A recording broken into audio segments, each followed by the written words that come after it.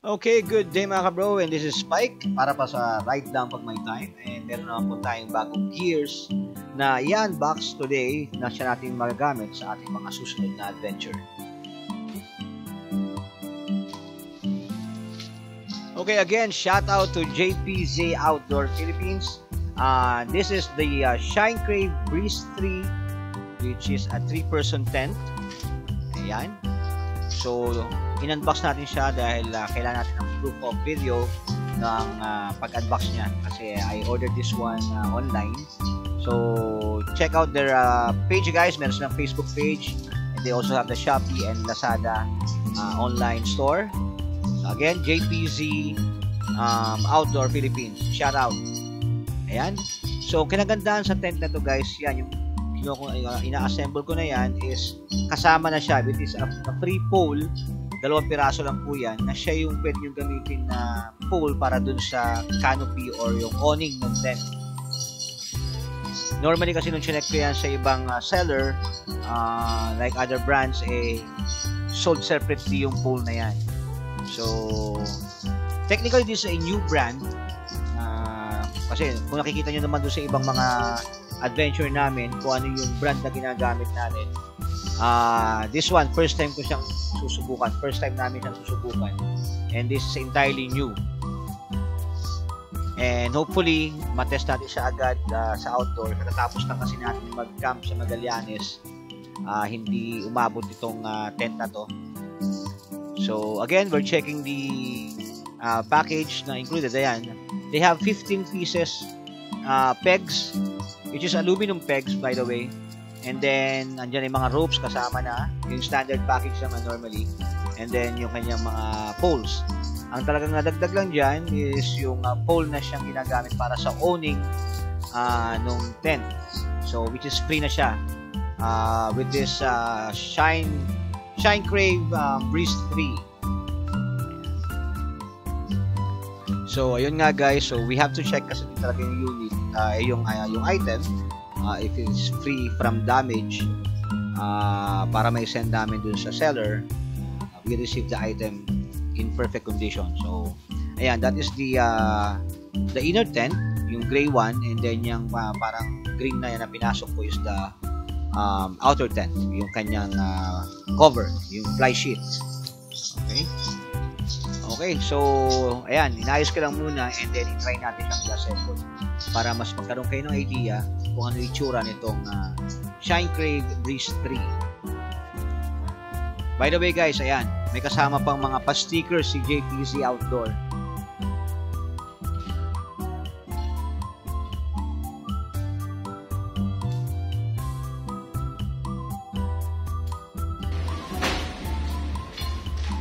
Okay mga kabro, so after nyo makita yung package included dun sa ating tent, and now let's start to assemble Shine Crave Breeze 3.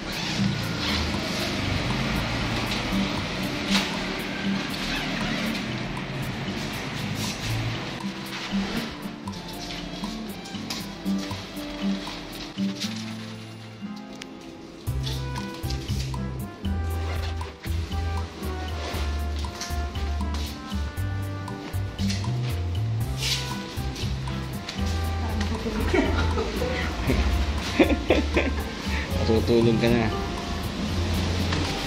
Ayun.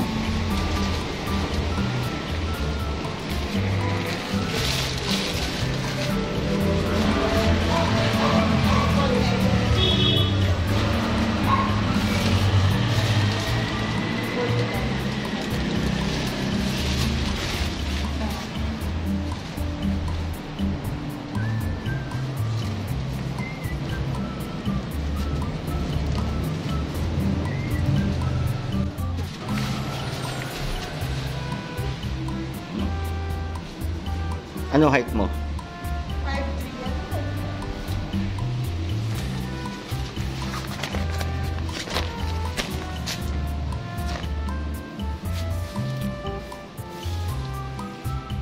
So ayun, so partially naitayo natin yung tent Hindi kasi the cemento yung flooring, pero at least you have an idea how to set up the tent and kung ano yung magiging itsura niya.